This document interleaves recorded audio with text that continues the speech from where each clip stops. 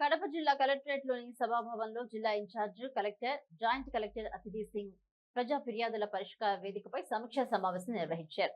ఈ సమావేశంలో జిల్లా రెవెన్యూ అధికారి విశ్వేశ్వర నాయుడు, అలాగే కడప జమ్మలమడుగు, బద్వేల్, పులివెందుల డివిజనల్ ఆర్డీఓలు జాన్ ఇర్విన్, సాయిశ్రీ, చంద్రమోహన్, చిన్నయ్య మరియు సర్వే ల్యాండ్స్ ఏడీ మురళీకృష్ణ పాల్గొన్నారు. ఈ సమావేశంలో అదితి సింగ్ మాట్లాడుతూ భూ సంబంధిత ఫిర్యాదులు, ముఖ్యంగా అసైన్డ్ భూముల సమస్యల పట్ల అధికారులు బాధ్యతాయుతంగా వ్యవహరించి త్వరగా పరిష్కరించాలని సూచించారు.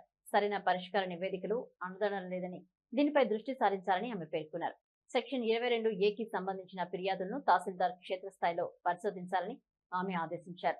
ప్రభుత్వ సేవలు, రెవెన్యూ అంశాలపై వస్తున్న ఫిర్యాదులను త్వరితగతిన పరిష్కరించడం ద్వారా 100% రెవెన్యూ సమస్యలను నివారించవచ్చని ఆమె స్పష్టం చేశారు. సో దాంట్లో మెయిన్ ఎజెండా ఐటమ్స్ ఏమేమి ఉన్నాయో రెగ్యులర్గా మేము ఆర్టీఓస్ అందరికీ షేర్ చేస్తూ ఉంటున్నాము. బట్ దాంట్లో కూడా కొన్ని ఏరియాస్లో గ్యాప్స్ ఉన్నాయి. So we have a review on those important items. తర్వాత రీసర్వేకి సంబంధించి మనకి జిల్లాలో ఒక main important issue joint LPMs.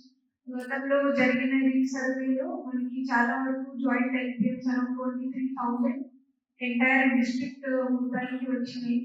So దాంట్లో ఇప్పుడు మనకి గవర్నమెంట్ స్కీమ్స్ రావాలి అంటే జాయింట్ ఎల్పిఎంస్ వల్ల చాలా ఇష్యూస్ వస్తున్నాయి.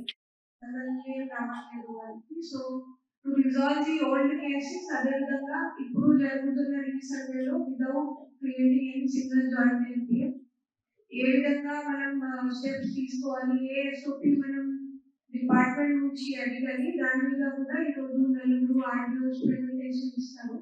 సో ఒక్కొక్క village as per collectors instructions, ప్రతి ఆర్డీఓ ఒక్కొక్క విలేజ్